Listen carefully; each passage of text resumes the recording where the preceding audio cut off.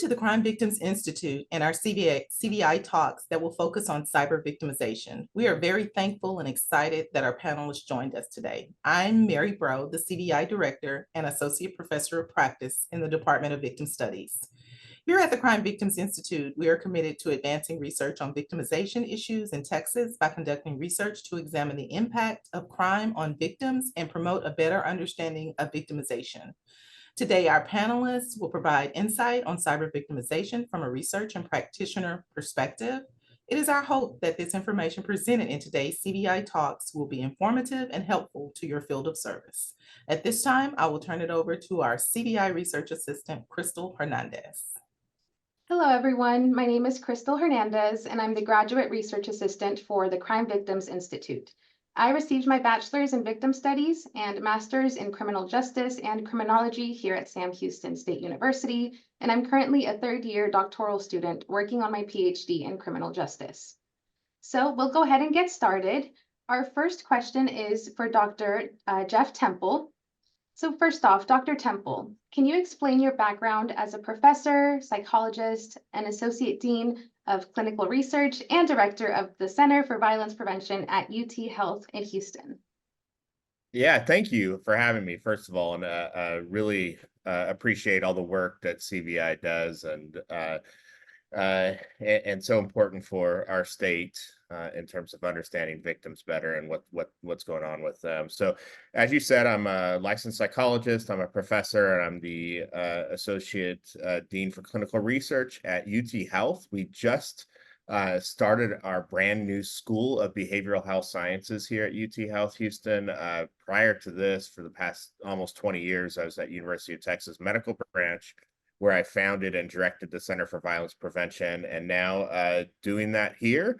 And most of my research is on violence prevention, especially with dating violence with adolescents and understanding the predictors, course, consequences of violence, the risk and protective factors, and then designing, implementing, and evaluating school and community-based prevention programs to prevent things like cyberbullying, dating violence, intrapersonal violence like suicidality, and firearms violence. Awesome. Thank you so much, Dr. Jeff Temple. We also have Ms. Karen Almada from the Harris County Sheriff's Office with us. So Karen, can you explain your background working with survivors of cyber victimization as a victim advocate for the Harris County Sheriff's Office? My name is Karen. I am a victim advocate for the Harris County Sheriff's Office. I do have a degree in criminal justice from the University of Houston downtown.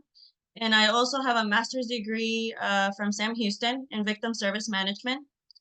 So I started my career as a case manager for Tejano Center. And that's when I started working with adolescent girls who had been exposed to crime victimization. And with that, that meant gangs, drugs, and human trafficking. After that, I transferred to the Harris County Sheriff's Office, which I also work with domestic violence, sexual assaults, which also interferes with crime victimization. Wonderful. Thank you so much, Karen. Thank you both for sharing a little bit about your backgrounds. Now we're going to jump into really just understanding cyber victimization. And so, Dr. Temple, what is the prevalence of cyber victimization in the US? And are there any notable patterns or trends involving cyber victimization among teens? Yeah, it's a great question, and one that is not completely settled yet in terms of the prevalence. And it's one of the reasons it's not completely settled is we haven't really determined an exact definition of whether or not, cyber victimization is different from cyberbullying.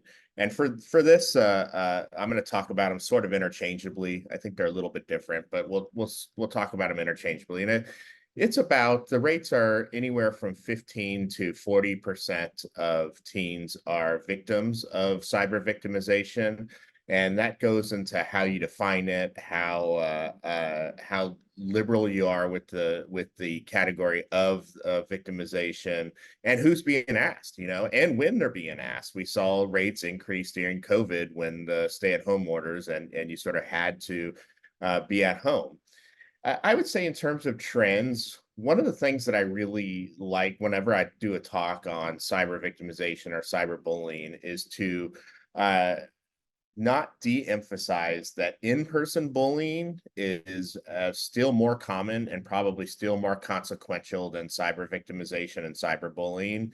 One or the other is not necessarily worse or better. They're both terrible and both have long lasting negative impacts. But the other part that I really like to emphasize is that they're very similar in terms of, and we've done research on this at the Center for Violence Prevention, that kids who are bullies offline are often bullies online, and kids who are being bullied in the real world are often being bullied online. So we see a lot of similarities. That sort of line that separates the online world from the offline world is really blurred.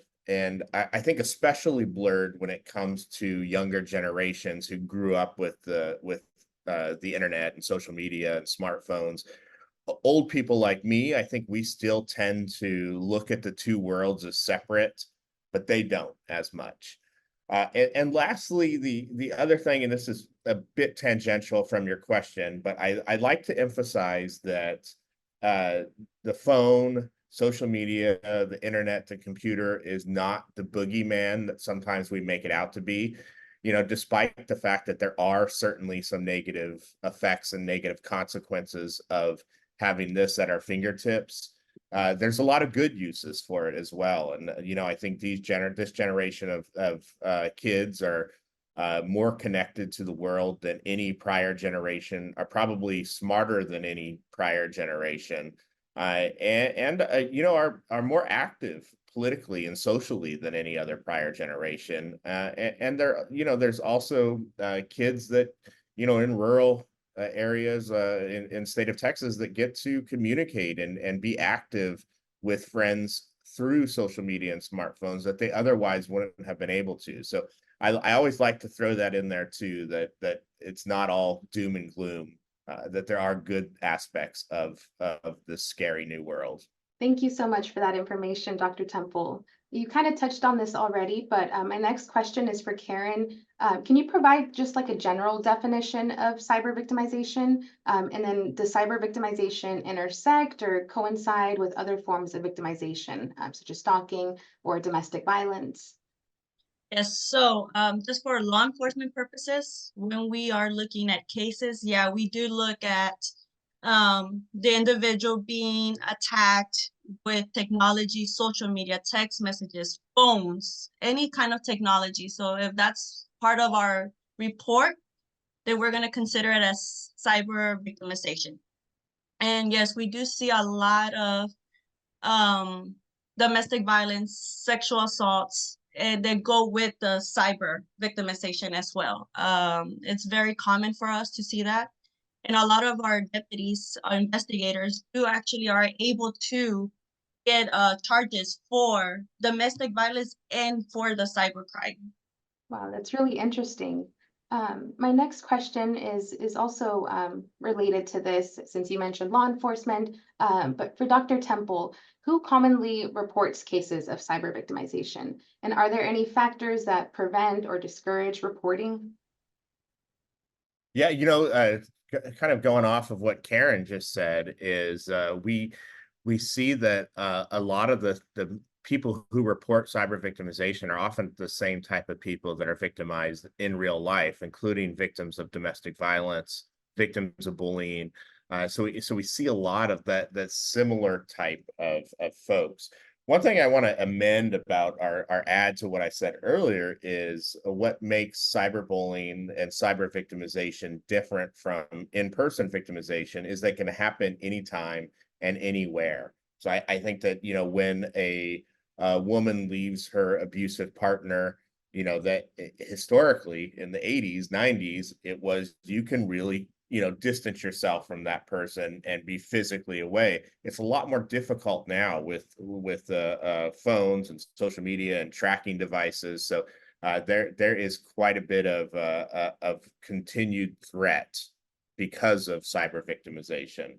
I will also say that what makes it difficult to report is our differences is the anonymous nature of it. Oftentimes, I think that it's something like, and Karen might be able to confirm this, but it's about 35% of cases of cyber victimization is where the person is a stranger or is unknown, at least to the victim. And so that makes it hard to report because you don't know who it is. And then if you get into younger kids, especially with things like cyberbullying, is if you report it, then you risk your parents or administrators taking your phone away or limiting your privileges to the computer, internet, social media. So I think that is another aspect that we need to be mindful of when we talk about prevention. Karen, did you have anything to add to that? And I should have made this clear from the beginning that at any time y'all can jump in and kind of, add a little bit to whoever's response. So feel free to kind of go back and forth about any of the questions. No, I definitely agree what he said. Like a lot of our cases, our victims know who it is. It's very rare that they don't know who it is. Unless it's a friend who started and they passed it on, then they don't have the whole list. But usually they know who starts the bullying, the victimization part of it. Mhm. Gotcha. That's really interesting. And so my next question, let's see. Okay, yes, my next question was for Karen. So what are some common signs that someone may be affected by cyber victimization, just based on your experience and what you've seen? Well, it varies, obviously, but a lot of it, suicide is one of them. That's a big sign. Withdrawals, depression, especially if it's a family member that is noticing this and it's a change of behavior. They're super happy and then all of a sudden they're not. Somebody who doesn't like taking naps and all of a sudden wants to take naps all the time during the day because they're not sleeping at night because this is keeping them up. Loss of interest, loss of appetite. Those are some big signs that a lot of people report. Like when they're making their reports, they say, like, I've noticed that she or he doesn't want to eat anymore, doesn't want to socialize, is scared or anxious to open up social media or open their text messages. So those are some big things that we hear when we're getting our reports. I think what makes it, and this is, I hope it doesn't sound like I'm mansplaining because I agree with everything Karen said. I think one of the things that makes it difficult, and this might be creeping into your next question for me, but one of the things that makes it difficult is that kids and adolescents especially, they always look sort of grumpy and mean and are jerks oftentimes. They're awesome. I love adolescents. Like they're my favorite people to work with, but they're also, there's a reason it's called the storm and stress of adolescence. And they do go up and down in mood and they do yell at you for no reason and all that sort of stuff. So sometimes it's difficult to differentiate whether or not they're going through something or they're just being a normal teenager. But like what Karen said, I think one of the best things to look out for is changes in the way they behave. If they've kind of always been a jerk and they're still a jerk, I'm not as worried about it. But if they start to become a jerk or they start to become sleepier or not eating or angrier or sadder, that's when I start to worry or regress. So maybe a younger kid especially stopped wetting the bed for several years and then begins wetting the bed. That would be a sign to me that something is going on in that kid's life. Not necessarily victimization, but something. Right. Or even faking an illness or truancy in school will be a big sign for us as well. Yeah, and I'm glad Karen said that because God, it does sound like I'm mansplaining. Because one of the if you talk to kids who are victims of bullying or cyberbullying, many of them don't want to go to school, right? That they literally that's where it happens. Even if it's cyberbullying, that's where it sort of kicks off, or where people begin the cyberbullying or have to face their perpetrator or other people who saw whatever it was online making fun of them. Mm-hmm. No, this is great. It's great information. Thank you both for jumping in and sharing all of that. It is related a little bit to my next question, but that's okay. I'll go ahead and ask anyway, just to see if there's anything else you can add. But Dr. Temple, what are the barriers to identifying individuals, especially adolescents, who are affected by cyber victimization? Yeah, you know, I think that that's the biggest one is Mhm. that is it cyber victimization or is it victimization? You know, again, those things run together. So that the fact that you know kids are moody typically in those adolescent years. I mean, there's a lot going on from them chemically, developmentally.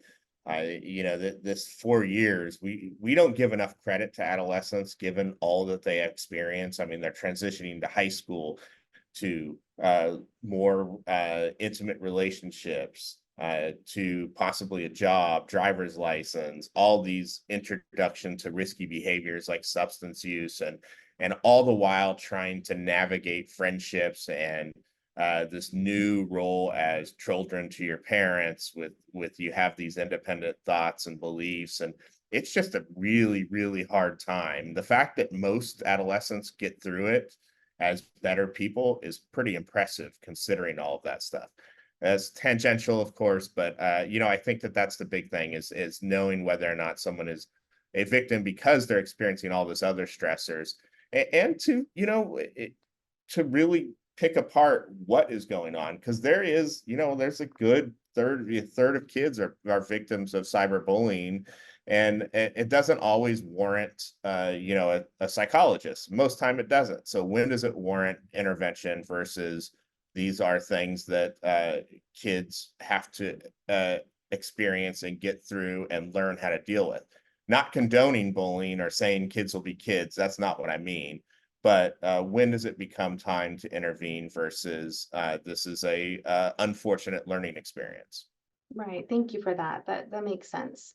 My next question is kind of related to kind of moving past the victimization. And so for this question was for Karen. What are some common help-seeking behaviors that survivors may engage in?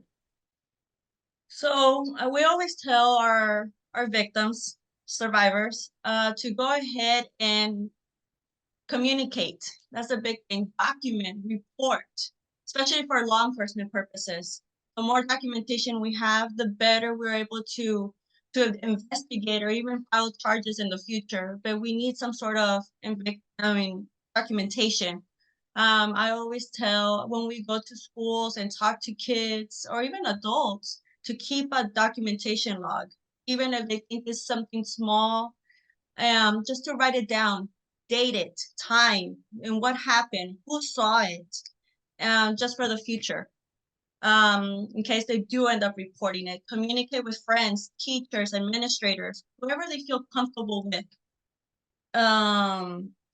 Obviously, counseling, therapy, if they want to. I mean, like Dr. Temple mentioned earlier, a lot of these kids don't want to talk to their parents about this, don't even want to mention it.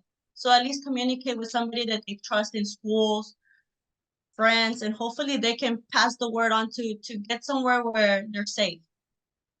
So those basically are my advice. Yeah, and I think that that brings a lot. The fact that you know kids don't want to talk to adults about this, so it's sometimes difficult, no matter how much of a job, good of a job we do, and instructing them to, or even if they have trusted adults, it's still not always the first person they go to. Which I say it's really important now to emphasize bystander intervention, so that other adolescents can step in and be there from preventing it from ever getting to that place in the first place, or even better, teaching kids to use electronics and technology for the betterment of their peers. Absolutely. Those are all great points. Very interesting. My next question for Dr. Temple, do certain characteristics such as age, race, ethnicity, or even gender make individuals more vulnerable to cyber victimization? And is there any research on perpetrator characteristics? I'll start with the last question on perpetrator characteristics. You know, people who bully, especially younger kids, are perpetrate online. There's something going on in their life. they are likely victims themselves. They have likely experienced childhood trauma. This is I guess trauma since they're children, but this is shown by mountains of research that trauma affects kids, and one of the ways it affects them is it makes them predisposed to perpetrating violence, including cyber violence. It also makes them predisposes them to victimization, both in person and cyber. So I would say those are the sort of perpetrator characteristics. Also, going back to what I said at the beginning, is the online and offline. There's really not a whole lot of difference. The same characteristics that predict perpetration in real life predict perpetration online.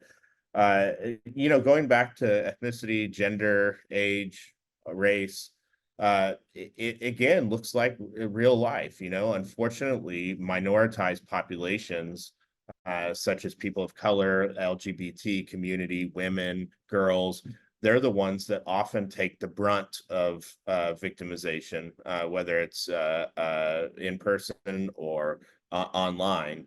And oftentimes, what we see is the perpetration itself is targeting that aspect of them, whether it's LGBT kids, girls and women, or race, ethnicity, and we saw that with during COVID, with people calling COVID-19, stupidly calling it the China virus, things like that. You saw increased perpetration against Asian Americans, both online and offline. And then we always see the double standard against girls and women. So, I do a lot of research on sexting. And so when one of the guys at school, his phone gets taken up and there's a picture of his girlfriend naked on his phone, what often happens is the girl who sent the photo is the one who is called bad names, and often is the one who gets in trouble, and where the guy doesn't. And so you see that same sort of double standard that we see in real life, where girls are the sluts and the whores, and the guys are they're not affected by it. So it's something that we should focus on an intervention perspective. Karen, did you have anything to add to that? No? No? Okay, awesome. All righty. Thank you so much for that information, Dr. Temple. I believe my next question for Karen, what are some of the biggest challenges you've encountered when assisting survivors? So by the time that it gets to our office, it's usually the parents that are doing the reports. So one of the challenges that we have is that these adolescents don't want to talk about it yet. They're not ready to talk about it. Their parents want the full extent of the law to hit in, but the kids are not ready yet. And sometimes that's the difficult part, to get their side of the story, to get what happened, to talk to us, and they're not there yet. And when they are there, another challenge we experience is the technology advances. It's not just social media. I mean, some of these perpetrators use Pinterest. We've seen a lot of cases that they use Pinterest to get to these kids. So the technology is growing so fast and it moves so fast that it's just so hard for law enforcement to catch up sometimes. And then also, like I said, when they're not ready, like their mental complexities are so difficult that one day they're in, one day they're out, one day they're in, one day they're out. So those are the biggest challenges we're encountering right now. It brings up one of my favorite points, is that technology is so fast moving that laws and law enforcement and research and anything else can't keep up with it. That I always argue that the best thing to do is to, from a prevention standpoint, is to promote healthy relationships early on and often. And that way, no matter how the technology change or what's introduced, we develop these healthy kids who have pro-social positive relationships that can sort of inoculate them to whatever technology brings our way. Absolutely. Thank you for that. I like that you're both touching on like the relatedness of online and offline victimization, and then also kind of touching along the way on prevention. So thank you. Thank you both for sharing what, your expertise and what you know.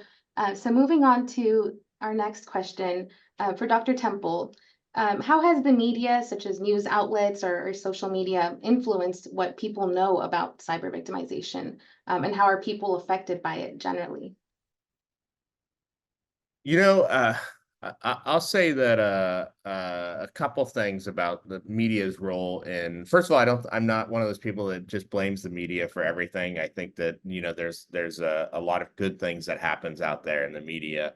But I will say that that things like with the 24-hour, 7 days a week news media and is scary for folks, and I think adds fuel to the cyber victimization fire, in that it gives people ammunition to be perpetrators with.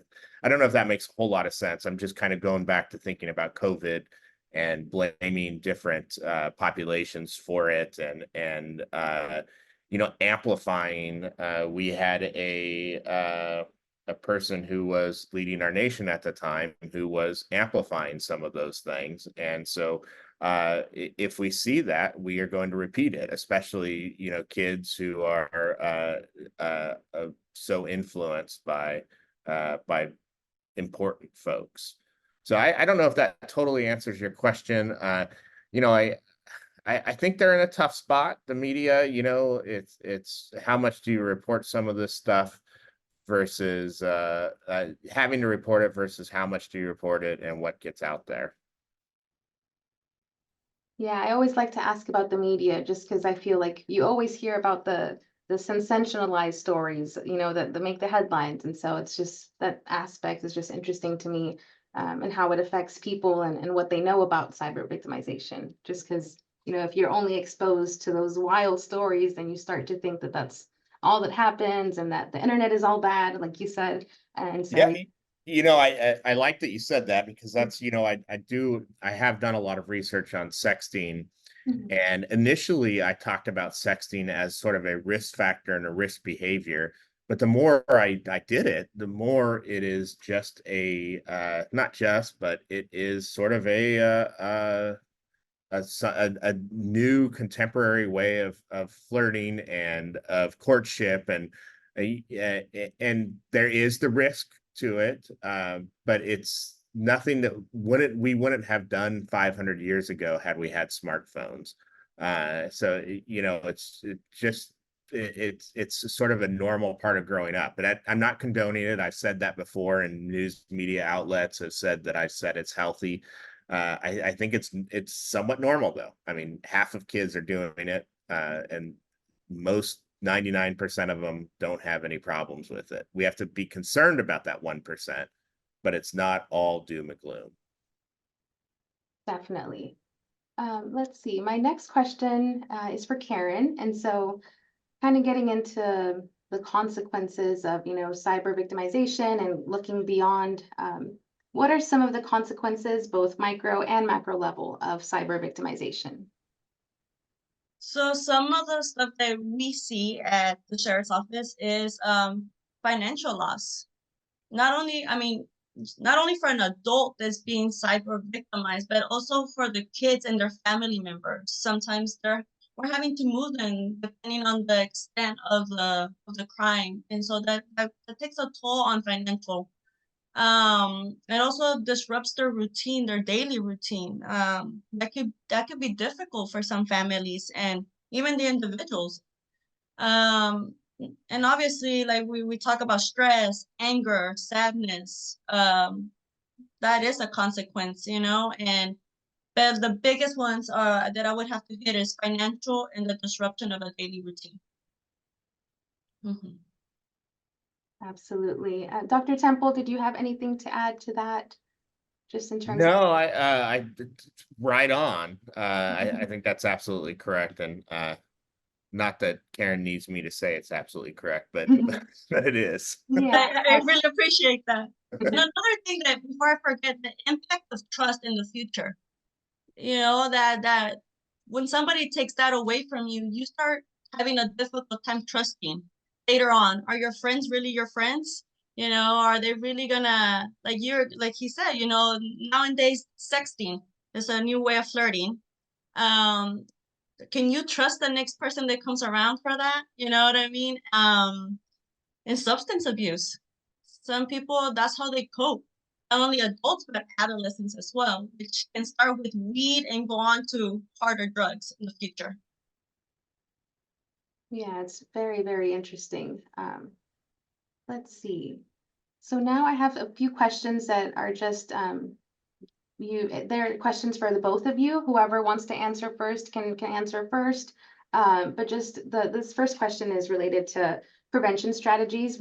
You've touched on it a little bit already, but what are some prevention strategies that you know of or would like to share in order to reduce cyber victimization? Who's going I would first? love to jump on that, Karen, if you're Go for it. okay Go with for me. it. All right. So prevention is my love language. I think that it's so important for everything. And what we have done is there's a program called Fourth R. So it's reading, writing, arithmetic, and the fourth R stands for relationships. And it's to teach kids how to be in a relationship.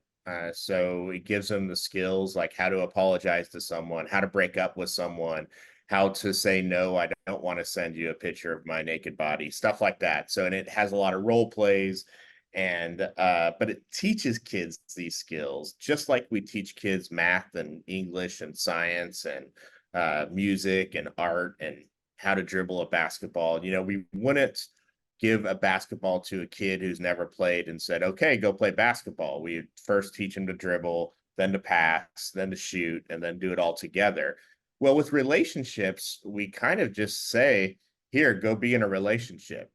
And whether it's a friend relationship or a boyfriend girlfriend relationship. So it's not surprising to me that some of these kids end up bullied, are being bullies, are victims, are cyber victims, cyber perpetrators, because we don't teach them how not to be.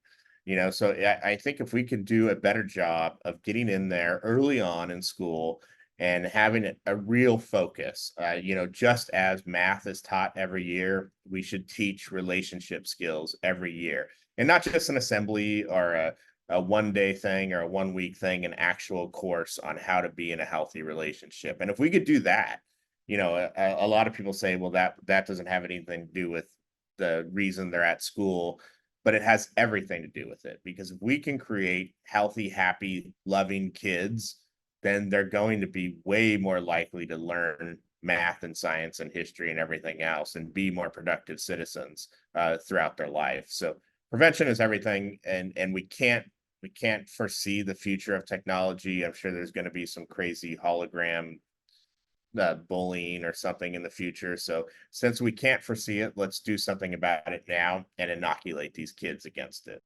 Yeah, I agree. But I also think that maybe parental guidance, showing them more about social media instead of keeping them in the shadows, bringing them out in the light and teaching them about all these apps and technology. Because sometimes parents are like, wow, I didn't even know that app existed. Yeah. We got to bring them more into the new century, I think, and keeping them informed of what's going on. I think that would be another route. Yeah, that's both really good points. I love that you said it was the 4 Rs program, Dr. Temple. Is that something that you developed? Is it kind of like No, it's so it was developed out of Canada several years ago. And in fact, when I was 20 years ago, when I was a postdoc, I was thinking, I had this brilliant idea and I thought I was the first one, but apparently there's a whole bunch of other brilliant people in the world, where I can create a program that targets shared risk and protective factors of multiple problem behaviors, so that we, rather than having like a program to prevent substance use, a program for bullying, a program for cyber victimization, a program for sexting and sex, rather than doing that and using a lot of school resources and community resources to attack these individual things, to create a program that targets the shared risk and protective factors of all these problem behaviors. So anyway, I thought I had that brilliant idea, but someone else already did it, and that was the 4th R. So instead of reinventing the wheel, we've been implementing and evaluating the 4th R throughout Texas. and have seen some very positive results with respect to preventing perpetration of violence and the re-perpetration of violence. So and it makes sense, man. If we teach kids these, I mean, being in a relationship is the most important thing we do as humans, and we should teach them how to be in a relationship instead of just throw them into the deep end. Right. Yeah, that's so cool. Like I was kind of I don't know, and baffled a little bit, just kind of shocked that I hadn't really thought about it that way before, and how it's like you said, it makes sense to kind of have this implemented at schools where we're already teaching them, the basics, the fundamentals, and I would love to see a future where this program is, everywhere, not just in Texas, but everywhere, because yeah, I think they'd be very beneficial. It sort of reminds me of like the DARE program, but way better, way more, it seems more comprehensive because you're tackling all these different, related risk factors. So yes, I love it. That's awesome. Super cool. Thank you for sharing that. And so, Karen, if you didn't have anything to add, I was going to move on to my next question. So what are some ways to improve services for survivors of cyber crimes or cyber victimization? You want to take this one? Okay, so I think that first responders, training them, understanding when they go to these calls, and then be able to write the report appropriately, to go ahead and add that there's cyber involved. It's not just so then that way we know where it needs to go, and then goes to the right hands. Sometimes, unfortunately, some of these cases go down those cracks, and nobody ever gets them because they're not written appropriately. Another thing is enhancing penalties, being more harsh with these crimes when it comes to penalties. And then the last thing I think is financial support.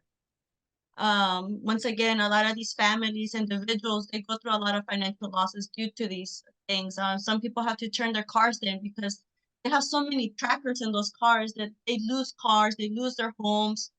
So if we can help them financially and with better support services, I think that it would help. Definitely. Let's see. Did you have anything to add to that, Dr. Temple? No, I really like it. I think that I would say it's really difficult from a legal standpoint with some of these things because they try to. Let me just say an example. There's in North Carolina, there was two 17-year-olds that were sexting each other consensually, and they both got charged and had the I don't know how far it went, but were at risk of being labeled as childhood sex offenders. But they could have had sex in real life legally with no repercussions.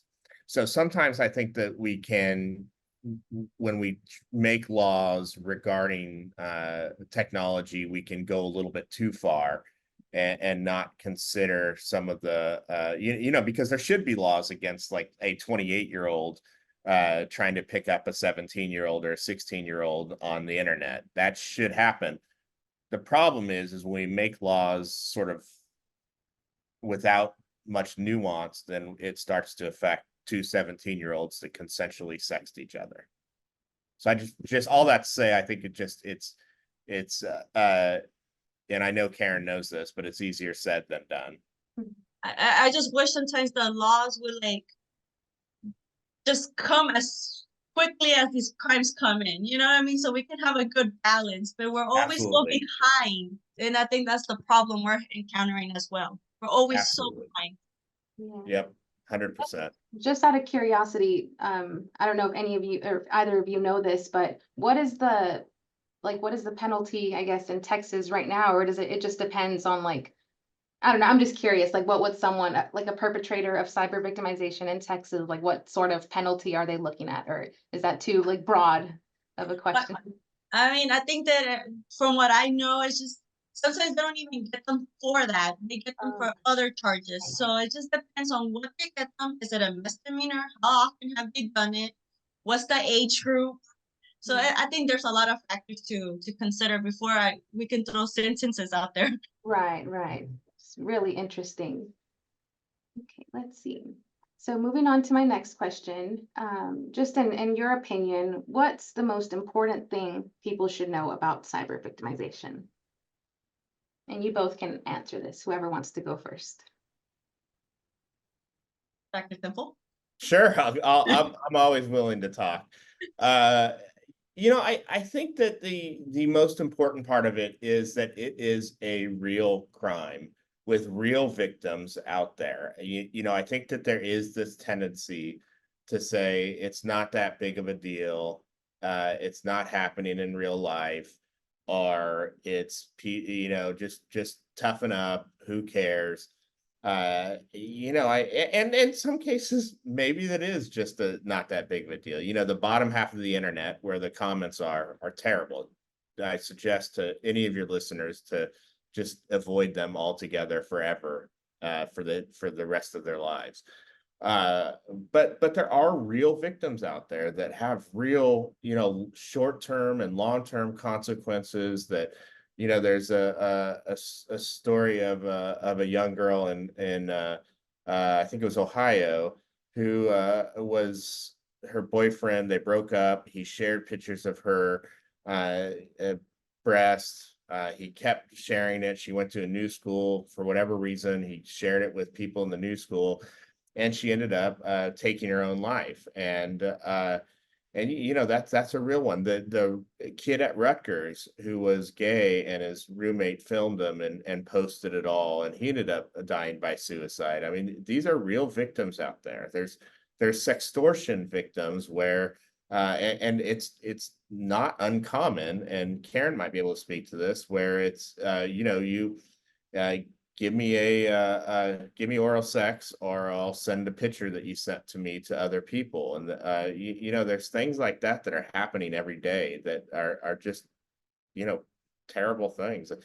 The God, I can't remember the name of the documentary, but it was like the most hated man on the internet or something. It'd be a really good thing for your listeners, your viewers, to watch. It just talked about how they really are real victims out there, and real perpetrators that need to be punished. Absolutely. I think that, like you stated before as well, like recognizing and understanding the signs would be an important thing. And then just document and report that. I think that would be extremely important, like for the audience to at least get out of all of this that I've said today. Document and report as much as you can to help whoever it is. Yeah, thank you both for sharing that.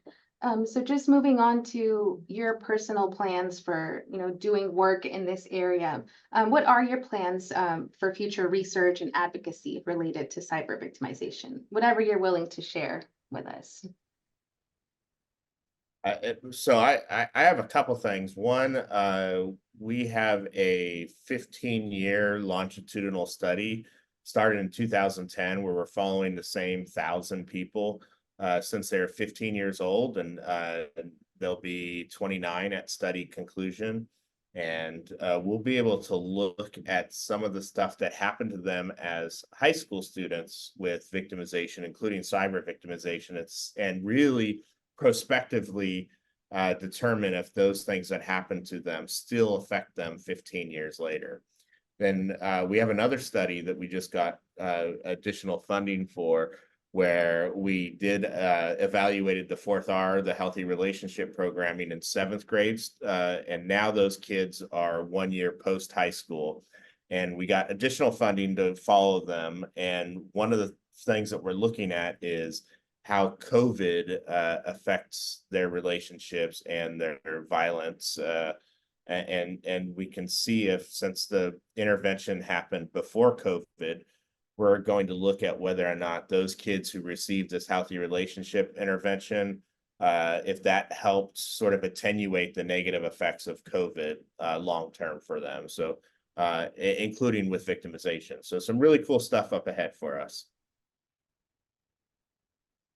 Yeah, and for me, I think I would like to train more with law enforcement, to get them updated with everything that's going on with technology, and as well as going more out to the community explaining the consequences, not just the mental health, but the law enforcement part of it, the criminal justice part of it. So I think that's important to start recognizing that this is, like you mentioned, Dr. Temple, a true crime. This is true victims, and they should get the recognition that the crime. So yeah, that's a big thing for me right now, working on that. Awesome. Thank you both for what you do, for the work that you're doing on a daily basis, and for the plans that you have for the future. I mean, it goes without saying that this is very much needed work, what you do, and it's important, it's timely, it's relevant. And so, yeah, thank you so much. I look forward to following along and seeing what, what research comes out from Dr. Temple and his colleagues, and then just, hopefully checking in with Karen in the future to see how the trainings are going, because yeah, it's all very much needed. And so just my last question, just to kind of wrap things up, do you have any other comments, any last words that you want to share just regarding cyber victimization, just for, in terms of prevention or awareness, just any final thoughts regarding cyber victimization? I mean, I think we covered it all. I thought you did great. This is a great conversation, and I look forward to the work that CVI does as well, and would love to collaborate with my center, with y'all's, and I'm looking forward to when you have your ready for a postdoc, and you can come to our center. That would be awesome. That would be super cool. Karen, did you have anything you wanted to share? I just want the audience to know that if they have any questions, concerns, they can always call our office, even if we're not in their jurisdiction. If they need guidance or anything, to reach out. And if they know anybody, just to reach out. We just want to be there to help and assist. Awesome. Thank you both so much for your time. Those are all the questions that we had. We'd like to thank Dr. Temple and Karen for taking the time to share their expertise and speak with us regarding cyber victimization, not only among adolescents, but just the general population. We really do hope that this information will help others by spreading awareness. Please be sure to follow us on social media for the latest and greatest concerning CVI. And thank you again for taking the time to watch and listen to our CVI Talks presentation.